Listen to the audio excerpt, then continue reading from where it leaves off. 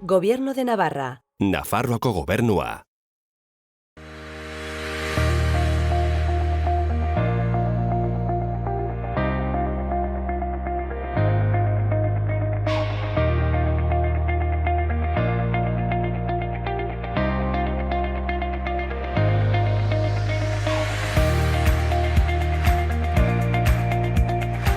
Kaixo eta ongitorriak gaurko saiora. Gaur, geltokiko koordinatzaile den Katrin Ginearekin izango gara eta Escape the Cityko sortzaileetako bat den Intza Ibarretxerekin. Orain, has gaitezen betiko edukiekin. Ikusitzagun gaurko komunikabidetako azalak. Diario de Notiziasekin hasiko gara. Titularrak osasun sailak 22 egunetan 13.875 PCR egin dituela nabarmentzen du, 9 agerraldiak kontrolatzeko. Argazkiaren bidez aldiz, Iruñeak uztailaren 14ko orria pasatu eta eskailera luzeenarekin jarraituko duela jasotzen du. Horretaz gain, torrenten mugikorra gobernuek soilik erabil dezaketen programa batekin zelatatzen dutela jakinarazten du. Eta gobernuak erregeari Juan Carlos Lehenengoaren etorkizunaz erabakitzeko eskatu diola ere azpimarratzen du Notiziasek. Bestalde, PP Ciudadanos aliantzaren porrotak UPN kaltetzen duela aipatzen du. Baita noain, hondakinen instalazioa geldiarazten saiatzen dela ere. Azkenik, Jose Manuel Arnaiz Osasunako jokalariari eskaintzen dio tartea. Diario de Navarrara pasako gara. Titularrak dioenez, Nafarroako gizarte segurantzan hitzordua lortzeko zaitasuna dela eta kexak izaten ari dira. Argazkiaren bidez aldiz, igerilekuen egoeran jartzen du atentzioa, koronavirusarekin izan dituzten aldaketengatik. Horretaz gain, maskara Andaluzian nahitaezkoa dela aipatzen du, baita hondartzan paseatzeko ere. Eta bestalde, gobernuak erregeari aitaren inguruan neurriak hartzeko eskatu diola azpimarratzen du azalonek. Horretaz gain, Generalitateak prozeseko presoei semi-askatasuna eman diela jakinarazten du. Kirolarloan, sadarraren egitura forma hartzen ari dela dio egunkari honek, eta gai aldatuz, Sanferminetako 8garrenak liturgia ekintzak ixten dituela nabarmentzen du. Bukatzeko, Damian Rokuri ere tarte bat eskaintzen dio azalean. Alta jaso baitu COVID-19agatik 86 egun ingresatuta egon ondoren. Gararekin jarraituko dugu orain. Titularrak, Ortuzarrek Euskal Herria Bilduren aurka egin eta jada mendiarekin hitz egiten duela dio. Argazkian, Ernai eta Itzinako gazteek egindako ekintza ageri da, larunera igo baitziren independentzia aldarrikatzeko. Horretaz gain, herrialdearen iparraldean maskara nahitaezkoa dela aipatzen du, eta hegoaldean eztabaidatzen jarraitzen dutela. Bestalde, Bilabesako entzierroaren inguruko erreportaia eskaintzen du gaurko garak. Gai aldatuz, torrentek salatutako espioitza argitzeko eskatu dutela ere jasotzen du egunkari honek. Eta azkenik, Bilboko arte ederretako erakusketaz mintzo da, Maria Josefa Uarte Beamont artistaren erakusketa zain zuzen. Goazen berria ikustera. Titularrak dioenez, maskararen erabilera derrigortzea aztertzen ari dira hegoaldeko erakundeak. Argazkian, Ovidio Ferreiraren hilketa oroitu dutela nabarmentzen du, Bilboko 7 kaleetan. Horretaz gain, preso subiranista katalanei 3. gradua onartu dietela jakinarazten du. Gai aldatuz, Bilbon martxa batean Merkadonak langileei ematen dien tratua salatu dutela jasotzen du, eta honen harira Maria López ZIG sindikatuko kidea elkarrizketatzen du berriak. Gainera, Marina Agües futbolariari egindako elkarrizketa ere iragartzen du azalean. Bestalde, EAJak gobernua osatzen ari hasi nahi duela azpimarratzen du, eta PSE duela lehen aukera. Horretaz gain, Agoizko Siemens Gamesako langileek 5 egunez greba egingo dutela ere nabarmentzen du, eta bukatzeko Josu Ozeatia Azpiroz antropologoaren hitzak nabarmentzen ditu Sanferminen inguruan. Euskal Herria irratiarekin bukatuko dugu. Irratiaren albiste nagusiak ostiraletik aurrera musukoak Nafarroan derrigorrezkoak izango direla dio. Udalerrietako albisteak ikusiko ditugu. Etxauribarren gazteentzako jarduerak antolatu dituzte. Abuztuaren 12an, 12 eta 30 urte bitarteko gazteek Aiozen uraren bataioan parte hartzeko aukera izanen dute. bela, piragua eta padel sub bezalako jarduerekin. Izen emateko epea uztailaren 31 arte dago zabalik, eta 15 euro ordaindu beharko dira jarduera eta autobusagatik. Horretaz gain, Etxauriko udalak ohar bat kaleratu du Kresada Parke Eolikoaren proiektuaren inguruan eta egin daitezkeen alegazioak aztertzen dabitzala jakinarazi du. Gainera, proiektu honen inguruko informazio guztia webgunean jarriko dutela iragarri dute. Bestalde, Siemens Gamesa Agoitzen egoeraren harira, langileekin elkartasuna erakusteko eta Nafar gobernuari esku har dezan eskatzeko ere oharra argitaratu dute udaletik. Gainera, asteburu honetan, leishmanosiari buruzko azterlana burutuko dute Ibarrean, eta ikerketan parte hartzeko hitzordua telefonoz egin behar da. Honen inguruko informazioa eta argibideak ere udal webgunean kontsulta daitezke. Bukatzeko, Txantreako autobus geltokia tokialdatu dutela jakinarazi dute, arrisku gutxiko zonalde batera pasaz. Galarko zendeara pasako gara. Uda honetarako aire zabaleko zinema eta antzerkiak antolatu dituzte. Lehenengoa uztailaren 26ean igandean izango da Ezkirotzen gaueko 10etan. Frontoian izango da eta Hotel Transilvania 3 filma proiektatuko dute. Horretaz gain, Galar zendeako kirol instalazioen enpresa publikoaren izena hautatzeko inkesta abian da udal webgunean, eta uztailaren 31 arte bozkatu daiteke. Eguesibarrera pasako gara. Abuztuaren 17an Irisarri-landera ateraldia antolatu dute 12 eta 30 urte bitarteko gazteentzat. Interesa dutenek uztailaren 20 arte eman dezakete izena 15 euro ordainduta. Gainera, Eguesibarren aire zabaleko zinema berriz ere hasiko da hurrengo ostiralean. 200 pertsonentzako tokia egongo da, sarrera librea izango da eta proiekzio guztiak 10etan hasiko dira. Programazioa interneten begiratu daiteke. Zinemaz gain gainera, musiketan zikloa uztailaren 21ean hasiko da. 23 talde arituko dira eta lehenengoa Queen of Magic izango da Sarrigurenen Bardenas Reales Tabernan.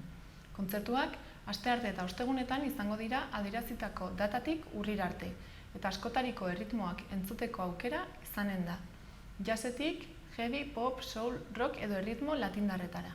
Bukatzeko, Iruñara pasako gara. Veronika Aranda Casado gaztelaniazko modalitatean, Kobalto Oskuro obrarekin eta Oiane Zuberoa Garmendia Glariak euskarazkoan, bidaia ariketak lanarekin irabazi dute Iruñeko udalak eta Nafar Ateneoak sustatutako Iruña hiria 14. nazioarteko poesia saria.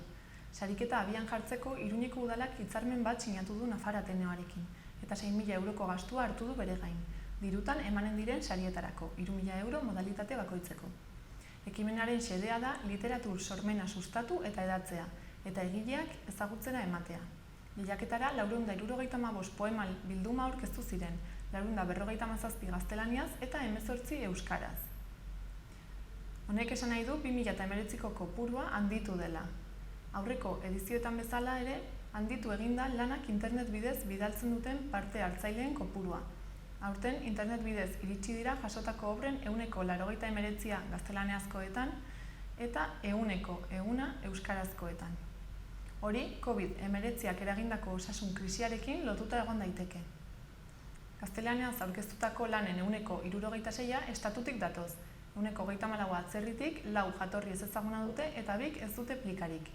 Edizio honetan, autonomia erkidegoi dagokienez, Madrildik jaso dira obra gehien, gero Andaluziatik, Kataluniatik eta Valentziako erkidegotik, eta Euskadi eta Gaztela Leondik. Atzerritik jasotako poesia bildumei dagokienez, nabarmentzekoa da Argentinatik 33 iritsi direla, Kubatik 22, Mexikotik 18, Kolonbiatik 17 eta Txiletik 11. Euskaraz jasotako 18 lanetatik 8 Gipuzkoatik datoz, 4 Bizkaitik, 3 Nafarroatik eta bana Andaluzia, Valentzia eta Galiziatik. Epaimahaiaren hitzetan, Kobalto Oskuro lanak gaztelaniazko modalitatean irabazle suertatu den liburuak ekfrasien bidez lortzen du oso ezaguna ez den emakume pintoren kolektibo bat aldarrikatzea, 17. mendetik gaur egun artekoa. Genero mota hori defendatzen duen ideia original baten moduan definitzen du, garapen oso orekatu eta poema oso harmonikoak eta lortuak dituena. Euskarazko bidaia ariketak lanean aldiz, nabarmendu dute obrak bidaia iniziatiko baten barna eramaten duela irakurlea, gogo eta sakonez eta sentimendu paradoxikoez betea, maisutasun handiaz ezarriak.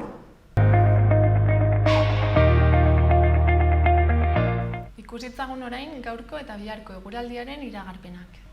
Gaur, fronte, hotz eta ahul batek motelaldi bat ekarriko digu. Goizean lainotuta egongo da zerua eta ipar partean euria egingo du.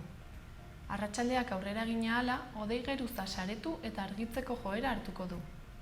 Nafarroa hegoaldera hodei bakan batzuk iritsiko diren arren, egun osoan zehar giro eguzkitsuaz goza ahal izango dugu. Temperatura beste apur bat jaitsiko da eta haizea ipar mendebaldetik sartuko da, arro samar zenbait momentutan. Bihar, osteguna fresko antzean dator eta giro ilun samarra izango dugu. Aurreko egunean bezala, goizean zerua lainotuago egongo da eta kantauri isurialdean euri zipriztinak bota ditzake. Arratsaldean berriz, hodeitza arindu eta argitzeko joera hartuko du. Araba eta Nafarroa hegoaldean eguna hasi orduko zerua garbi xamar egongo da. Ipar ukituko haizea ibiliko da temperaturari freno jarriko diona. Ikusitzagun gaurko eguneko efemerideak. 1885ko uztailaren 15ean Rosalía de Castro idazlea hil zen. Gainera, gaurkoa bezalako egun batez, baina 1956an Marki Ramon estatubatuar bateria eta De Ramones taldeko kidea jaio zen. Horretaz gain, gaurko egunez 1988an, duela 22 urte, Baltasar Garzón epaileak zuzenduriko operazioan egin egunkaria eta egin irratia itxi ziren, ustez etarekin harremana izateagatik. Eta bukatzeko, 2009ko uztailaren 15ean, Txetxenian gertatzen ziren bahiketei buruzko informazioa biltzen zuen Natalia Estemirova kazetari eta giza eskubideen aldeko aktivista errusiarra bahitu eta hil zuten. Koronavirusa prebenitzeko gomendioak. Sarri garbitu eskuak urarekin eta saboiarekin.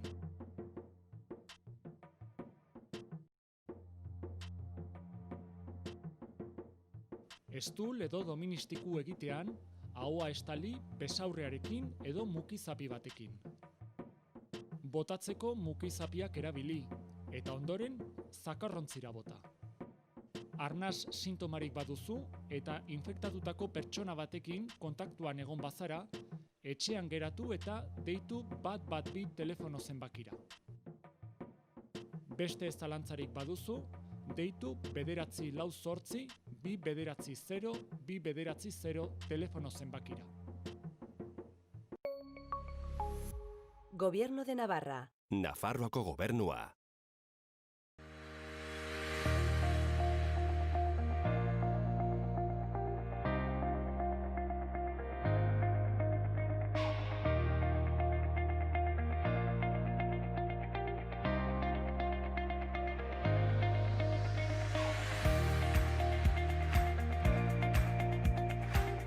Kaixo, Katrin, zer moduz zaude? Zer moduz doa ez Sanfermin hau izatearena hemen geltokin? Bueno, lasai, egia esan oso lasai dago, oso ezberdina, aurreko urtetako oso ezberdina, eta oso lasai gaude. Eta nola eragin dizue, zer desberdintasun nabaritu duzue? Suposatzen dut jendearen aldetik, baina gero bestelako desberdintasunik ere nabaritu duzue?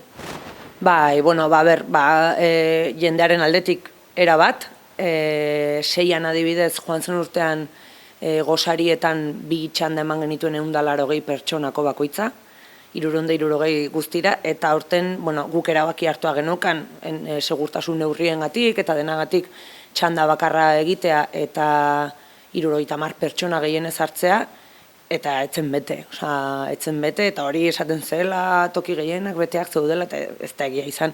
Eta normala da, ez? Azkenean argi utzi ziguten Sanferminak ez zirela Sanferminak izango, ez zirela egongo. Orduan, aurten hala beharko du eta ohitu beharko dugu denok ez daudela jairik eta edo beste modu batetan egin beharko ditugula, ez? Eta hori. Eta honek zuei nola eragiten dizue? Ze zentzutan eragiten dizue, negatiboki esango zenuke ala? Hombre, ekonomikoki behintzat negatiboki oso, bai, ez bakarri Sanferminak, egoera guztia, ze guk hori ekainaren 2an itzultzea erabaki genuen, eta eguerdietan ez gara kexatuko, ze lan egiten ari gara, menu berri batekin hasi ginen eta, baina goizetan adibidez ez dugu batere lanik egiten. Ze goizetako gure bezero gehienak inguruetako bulegoetako langileak dira, eta etxetik lan egiten ari dira, eta bueno, pues horrek eragin digu, arratsaletan ez dugu irekitzen, eta San Fermina berdin, San Ferminak aurten, arratsaletan itxia dago, bazkariak eman ondoren isten dugu, denda ere bai, igandean ez dugu irekiko, osea, ekonomikoki eragin handia izango du bai. Eta gero honi aurri egiteko nolabaiteko berrikuntzak edo sartzea planteatu duzu, adibidez, aipatu duzu menu berri batez egin duzuela, ere nolabait da hau konpentsatzen saiatzeko? Bai, bueno, justu COVID-aren asunto guzti hau hasi aurretik, sukaldari berri batekin kontaktatu genuen, lantaldean sartu zen, eta ideia berriekin etorri zitzaigun, da justo, hau pasatu zen, da egia esan itzulera, probestu dugu pixka bat martxan jartzeko bere menua.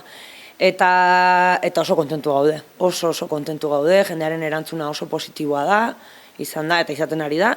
Horren hori bat eta gero, erabaki gehiago hartu ditugu, udan adibidez joan zen urtean, arratsaldetan istea erabaki genuen eta larun batetan ere ez genuen irekitzen. Eta urten, astelehenetik ostegunera ez dugu irekitzen arratsaldez, edo itxi egiten dugu, baina ostirala eta larun bata egun osoan zehar irekitzen dugu, eta ostiral gauetan adibidez, datorren astetik hasita programatzen hasiko gara. Iruditzen zaigulako jendeak berez ez duela bidaiatuko oso urrutira behintzatez, gertuan geldituko gara, eta aukera bat edukitzearen jendeak ostiral gauetan afari goxo batekin musika giroan edo beste egun batzutan monologoak egongo dira, jarduera kultural ezberdinak izango dira. Piskat, ikuskizun formato txikian eta hori, arratsaldeko 8:30 izango dira, ostiraletan. Orduan, ze jarduera mota dira, eta horretaz gain, erakusketa bat ere baduzu ez, eta udari begira ere hiri kanpalekuak edo udalekuak ere antolatu dituzue. Hori da, erakusketak urte osoan zehar antolatzen ditugu, eta, oraintxe Eki Uharteren erakusketa badago, eta berak berez apirilean esposatu behartzen, erakusketa edo eduki behartzen, baina, suspenditu behar izan genituen, atzeratu dira. Eta erakusketak aurrera jarraitzen dute, eta baditugu datorren hilabeteetarako ere programatuak. Eta hori, hiri kanpalekuak jarri ditugu martxan, jarriko ditugu martxan. Beldur pixka bat ere eduki genuen horrekin ez, apostu egin nahi genuen, baina ez genekien egin ahal izango genituen, neurriak bete ahal izango ziren, udalariekin jarri ginen harremanetan, zantziguten ideia ona iruditzen zitzaiela, eta beraiek ere jarri egin dituzte azkenean, eta atera ditugu, eta hasi da jendea apuntatzen, 3 txanda egin ditugu, 15 aldikako 3 txanda, eta euskaraz eta erderaz, eta 2 adin tartetan. Eta dira, birziklapenarekin, ez, nolabait lotuta, hori zer dela eta gai honen inguruan? Zerbait bereziagatik, ala urtero egiten duzue berdin? Ez lehen aldia da egiten duguna. Argi geneukan ludoteka bat etorri jolastuta etxera joan ez genuela nahi, ez? Guretzako oso garrantzitsua da, geltokira datorren guztiek, datozen guztiek, balore batzuk ikasi ahal izatea edo behintzate zentzu pixka bat aurkitzea egiten duenari, ez? Orduan sormenaren bitartez egindako tailerrak izango dira, eta hori, bertziklapena izango da bat, agian beste egun batetan landatu egingo dituzte tomateak, ez dakit. Kolaborazioak lotzen ari gara, eta beste egunen batetan museo edukazio, inguru giro hezkuntzako museora jaitsiko dira aurrak, beste egun batetan energia garakoak etorriko dira, eta energia solarrarekin egindako, energia solarraz baliatutako plaka solar bat egingo dute, sukaldatu ahal izateko, eta pixkat ezberdina, ez aurra etxera itzultzen denean, zehozer ikasitara eraman dezan, jolasak ere egingo dituzte, baina egia da ere jolasak agian pixkat buruari eragin beharko diote. Eta adibidez, honetan izen emateko epea zabalik da edo nola egin daiteke? Bai, igande honetaraino badago apuntatzeko beta, uztailaren 12 da, ez bai, hori da. Eta gure web horri bitartez apuntatu behar da, geltoki.org webgunean, Eta horra, txanda eta adintarte aukeratu behar da, eta hizkuntza ere bai. Eta gero aipatu duzuna ostiraleko, kontzertu, monologo eta bar, horietan nola egingo duzue distantzia eta segurtasuna mantentzeko nolabait, eta foroa kontrolatuko duzuela suposatzen dut? Hori da, bai, geltokik daukan hona da, gauza txarra daukagu, ez daukagula kanpoko terrazarik, eta orain jendeak hori baloratzen du pila bat, kanpoko terraza, guk ez daukagu aukera hori, baina daukagu gune zentral honetan espazio handi xamarra. Orduan, tabernatik kendu behar izan genituen mailak segurtasun neurriak mantentzeko, eta hemen jarri ditugu batzuk gune zentral honetan. Orduan, distantzia pila dago maien artean, hori da soberan, eta ikusi ahal izango dira ikuskizunak lasai asko, neurri guztiekin, aurki pila ditugu, aurkiak beraien distantziekin jarriak, hortan ez dago arazorik egongo. Eta programazio hau jada kaleratu duzu eta non kontsulta daiteke, non ikusi daiteke zer dagoen, ostiralero?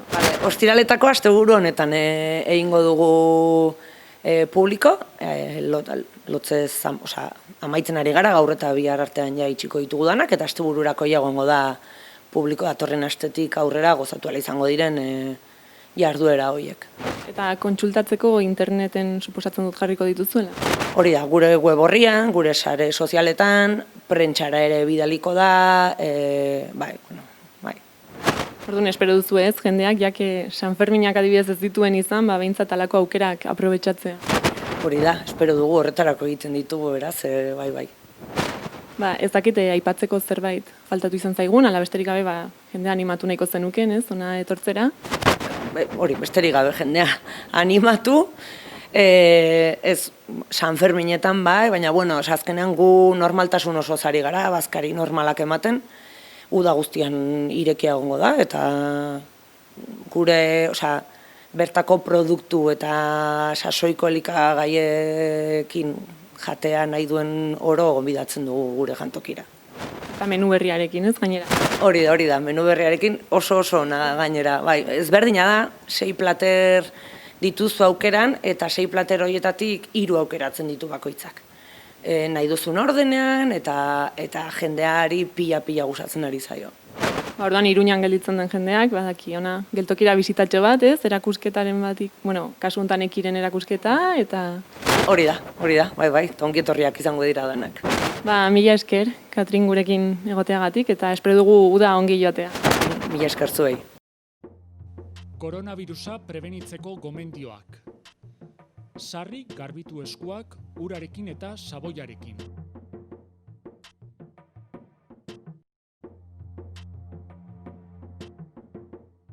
Estul edo doministiku egitean, ahoa estali besaurrearekin edo mukizapi batekin.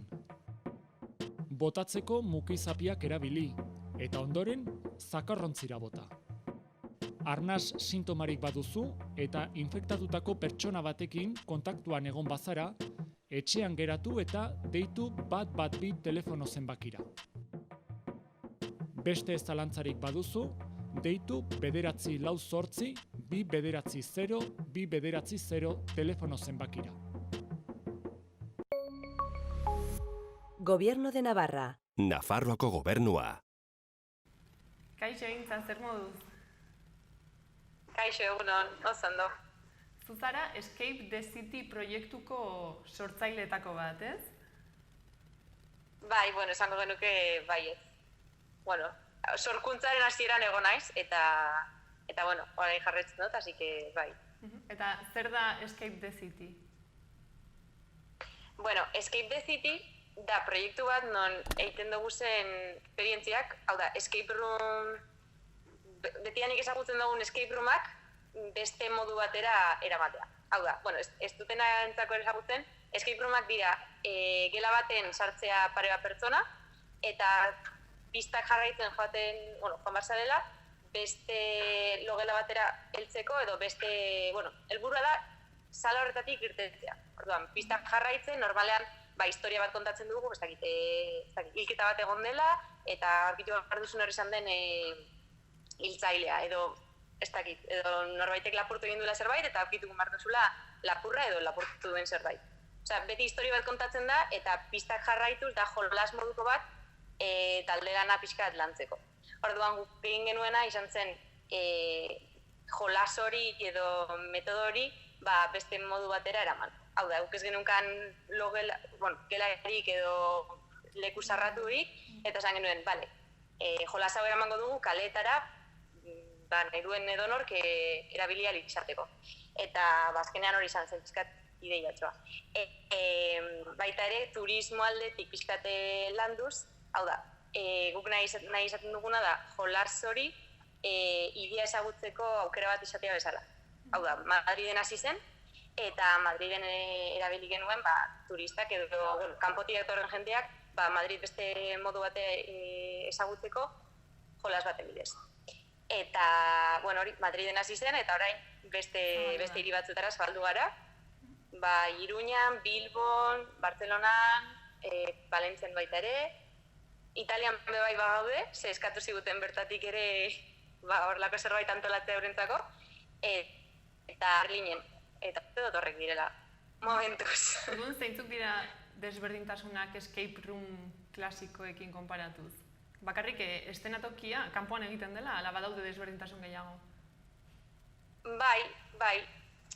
Gehien bat kanpoan egiten direla, baina guk baita ere naiz eta esango genuke gure aktibitate printzipala kalean egiten dela, ez? Baina gero beste enpresetatik edo eskatzen badigute escape room bat diseinatzea baita ere amoldatzen gara. Baina bai, esango genuke escape room klasikoetatik desberdintasun nabarmenena izango litzatekeela kanpoan egiten dugula. Eta, ez dakit, gure ideiatxoak edo desberdin ikusten ditut nik. Eta badaude mota desberdinak eskaintzen dituzue gauza desberdinak, ezakit jarduera desberdinak edo adin desberdinentzat, nola egiten duzue? Normalean dauzkagu bi ruta hiri bakoitzeko, hau da, umeentzako izaten da bat, pixkat errazago izaten dena, eta gero nagusientzako estandarra, normala. Eta hori, saiatzen gara umeentzako pixkat errazago egiten, eta jolasak, zelan esan, adibidez, amaieran gozokitxo batzuk ematea edo opari piztiko bat edo izatea, ze azkenean umeak izan da, pixkatera kargarriagoa da modu horretan. Eta ez daude agian historia desberdinak?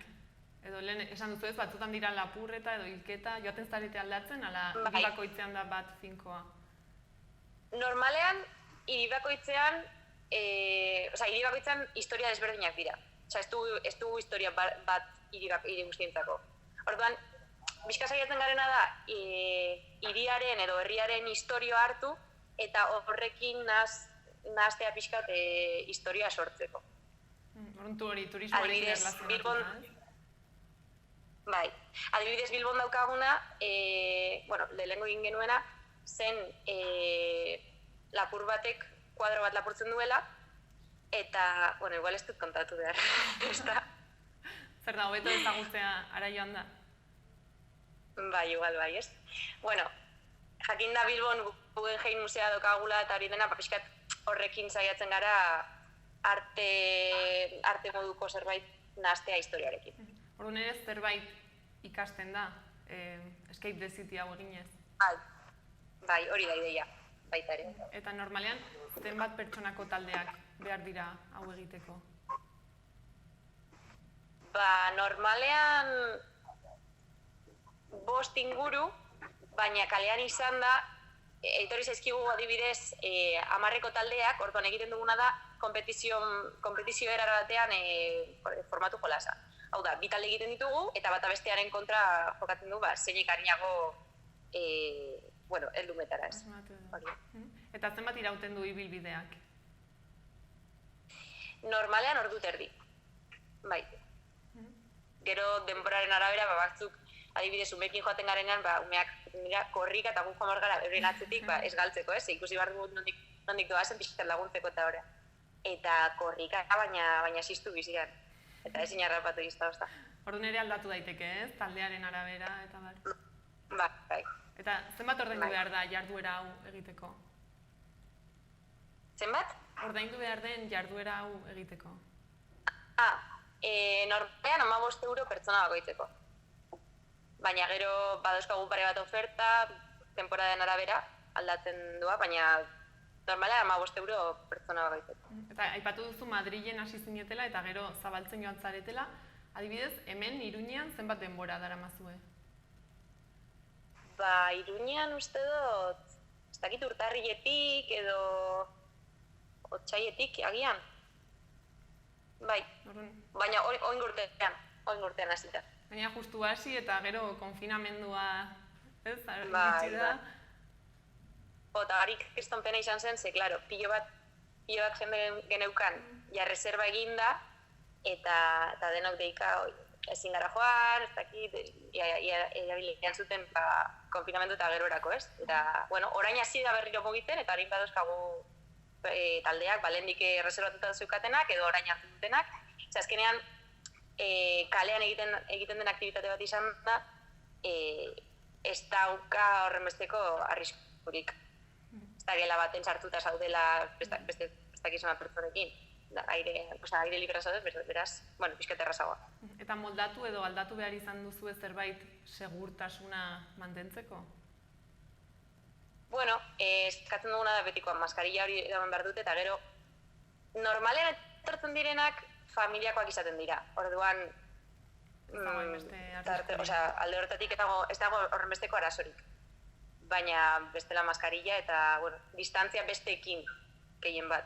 Ze, haiek familiakoak izan da, ez daukete horrenbesteko arriskurik, baina beste batzuekin edo talde handian badoaz, bosnaka edo kalean zehar, kontu zibiltzeko adierazten dugu. Eta parte hartzen duen jendea, gero nola ateratzen da, edo nola gelditzen da jarduera hau, eta gero normalean gustatzen zaie, ala ze iritzi dute? Bai, gehien bat oso pozik dira, eta beti bidaltzen dizkute argazkiak. Saiatzen gara, amaitzen dutenean argazki bat ateratzea, eta, bizkate gogoratzeko, izan duten esperientzia nola bait geratzeko. Baina oso pozik. Azkenean, normalean egiten ditugun jolasak dira beti banankakoak.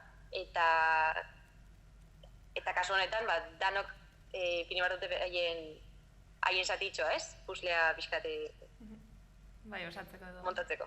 Eta zer da gehien gustatzen zaiena? Edo gehien eskertzen dutena, edo gehien baloratzen dutena?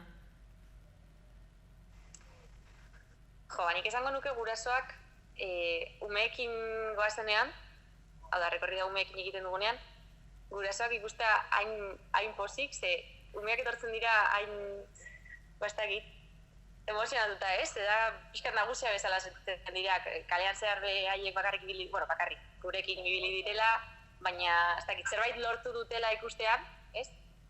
Eta danak batera lan dutela emaitza hori lortzeko, ez dakit, oso polita esaten da, egia esan. Eta gero badago agian zerbait altzaizuna ez gustatu edo kejaren bat txorrarazi duena, ezakit? Batzutan esaten dute luzegia egin zaiela edo azkenean kalean zehar izan eran batzuk kantatuta maiten dute. Guk abisatzen diegu beti zapatako modekin etorri behar direla, oinez asko egin behar dutelako, asko, nahiko txo. Eta, klaro, depende nor datorren, pixkat kantzatuta maiten dute, baina, horrela pixkat kirola egiten dute baitari. Orduan, ze jende motarentzat dago pentsatua bereziki hau? Nik esango nuke, gazteentzako ziur, baina gero badaude gurasoak edo, pixkat jende helduagoa martxa gustatzen zaienak, eta, nik esango nuke baita ere, hiriak ikustea edo turismo egitea gustatzen zaien pertsonentzat, egoke izan liteke, ze azkenean hiria ezagutzen duzu, baina beste mota batera, ez? Eta divertigarria baita ere. Orduan izango nuke hori, jente gazteentzako eta pixkat mugitua direntzat. Eta zein da, badago garai bat edo momentu bat egokiagoa hau egiteko, ze kalean denez ez, suposatzen dute eguraldiak ere suposatuko duela. Bai, klaro. Bai, normalean eguraldi hona egiten duenean, errazago izaten da. Bai, eguraldi honarekin asko errazago. Eta hirek ere, gustorago ez. Euria egiten duenean, ez da horrelako gogorik kalean zehar ibiltzeko. Baina, Orduan, pixkat egun eguzkitsua, baina ez da ere bero gehiagirik ez da ere, ez? Hori da. Eta Iruña, iruditzen zaizue hiri aproposa dela hau egiteko, escape the city bat egiteko? Bai, nik uste dut baietz. Gaina, Iruñako errekorridak dauka pixkat estilo klasikoa, ez? Ze kaletatik eta niretzako da, beste hiri batzuetan, Madrid edo pixkat modernago da, baina Iruñakoak dauka pixkat estilo herrikoiagoa esango dute. Bai. Eta orain egonda pixka bat escape roomekin boom bat bezala, ez? Batean atera dira pilo bat toki guztietan, eta iruditzen zaizu hau honek jarraituko duela, ala moda hau pasako dela, edo zer gertatuko da? Nik uste dut jarraituko duela. Egia esan, boomak orain dela pare bat urte hasi zen, eta oraindik badirudi mantentzen dela. Beraz, nik uste dut jarraituko duela, ze ez dut ikusten moda pasajero bat orain gustatzen zaiela eta gero aspertu egiten direla. Azkenean, gu aldatzen goaz beti rekorridak, beti historia desberdin bat kontatzen, saiatzen gara kontatzen. Orduan, desberdintasuna baita ere da, nik uste dut sala baten egiten duzunen escape room bat beti da historia berdina. Ze ezin duzu dekorazioa da hori guztia ezin duzu aldatu. Orduan, normala da igual horrek aspertzea, baina gu aldatzen goazenez beti beste gauza bat desberdin bat egiten ari garenez, nik uste dut mantenduko duela. Ez dakit, orain hasita gaude, así que agian ez da horrela izango, baina bueno, ikusiko dugu. Orduan, orain zertan zabiltzate lanean, ibilbide berriak prestatzen esan duzu, ala? Bai. Dauzkagunak, orain lan nahiko daukagu pertsona ari zaigun jende guztiarekin, ze karo denak atzetik, konfinamenduan horretik eskatuta, lan nahiko txodoko agorrekin, baina bai, saiatzen ari gara beste rekorride batzuk, edo bigarren rekorride bat egitea hiri bakoitzean, ze jente asko eskatu digu, behin egin dutena rekorride beste bat egin nahi dutela, orduan, bai, saiatzen ari gara beste batzuk egin. Orduan jendea gelditzen da errepikatzeko gogoekin esperientzia? Bai, esango nuke baietz. Eta orain, nor animatuko zenuke adibidez Iruñako Escape the Cityn parte hartzera? Edo nor. Orain gazte asko gainera azterketak eta bukatu dituztenez, kale irteteko gogo handiekin egongo dira, beraz. Ongi pasatzeko aukera. Ondo pasatu nahi duten guztientzat, edo urtebetetzeak ospatzeko baita ere jende asko eskatzen zizkigu. Urtebetetzeak edo badira, badakizu. Ez dakit bukatzeko zerbait faltatu izan zaigun aipatzeko edo mezuren bat bidali nahiko zenuken? Ez dakit, nik esango nuke jendeari orain aprobetxatzeko, ze horremeste denbora egon garen ez etxean sartuta, eukita horrelako jolas bat edo hiriak hain ondo ezagutzeko, aprobetxateko. Ez dakigu gainera zema denbora egon ahalko garen, ze batzuk esatu dute berriro buelta ingo dugula etxera, así que aprobetxateko, eta kalean ahalik eta denbora gehi pasatzeko.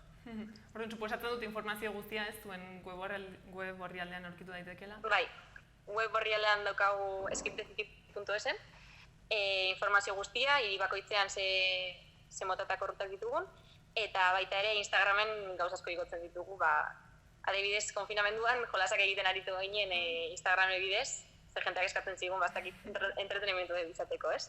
Beraz, nahi badute, begira doxe bat bota, Instagramen nahiko aktibo gabiltza.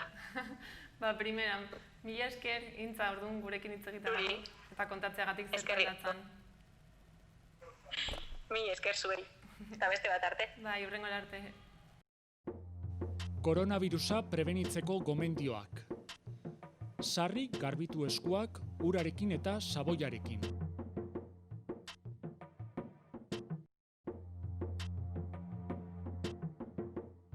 Estul edo doministiku egitean, ahoa estali besaurrearekin edo mukizapi batekin. Botatzeko mukizapiak erabili, eta ondoren zakarrontzira bota. Arnas sintomarik baduzu eta infektatutako pertsona batekin kontaktuan egon bazara, etxean geratu eta deitu 112 telefono zenbakira. Beste ez zalantzarik baduzu, deitu 948-290-290 telefono zenbakira. Gobierno de Navarra. Nafarroako gobernua. Beno, gaurko zau izan da guztia. Orain, Gora Herrisa bideokliparekin utziko zaituztegu. Mila esker hori gotegatik eta bihar arte.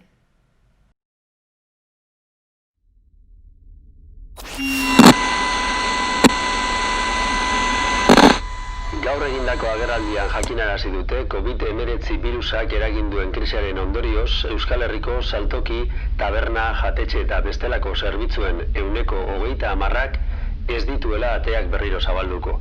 10-tik 3 hain zuzen ere.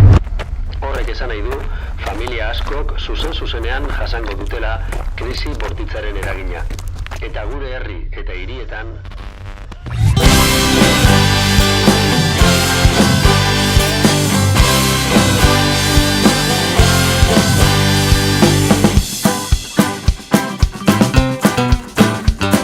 Komertziotan bada munduan amalau, bide honetan baina gurian azerlau, gure herri sakori mereziete dau, bihotzik ez daukena, ez dakiz zer den hau, bihotzik ez daukena, ez dakiz zer den hau, Gora Herrisa, hey, Gora Herrisa, oh.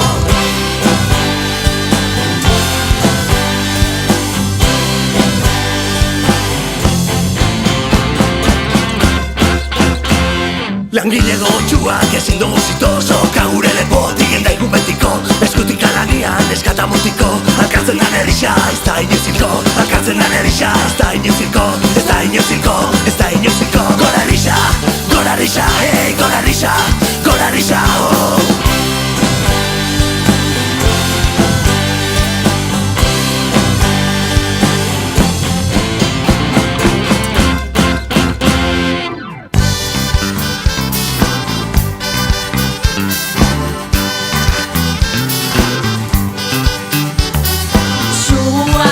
Tasuna indara hemen badau, danon bultzada bari, zer izango zan hau, pixar gure gatik da, zuen gatik da gau, hortaz gure herrisa, borrokatzen dirau, hortaz gure herrisa, borrokatzen dirau. Altxorran data izan bardalako, zaintzen ez badugu, agurretak itxo, utzi merkataritza, gaztetan hauzitxo, alkatzen dan Herrisa, ez da inuzilko, alkatzen dan Herrisa, ez da inuzilko, alkatzen dan Herrisa, ez da inuzilko!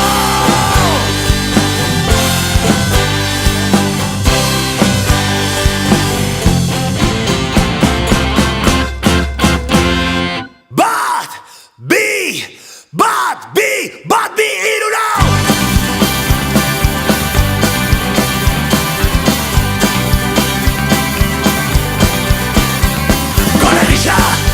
Hey, Gora Herrisa, oh, Gora Herrisa, hey, Gora Herrisa, oh.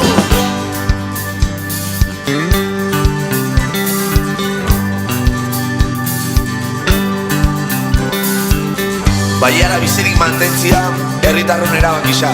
Zein ederrak digen kaliak, sarataz beteta dauzenian. Adi, geu sortzen dugun guztisa, geu zuntzitu behike. Orduan, indartu egun hartu emana,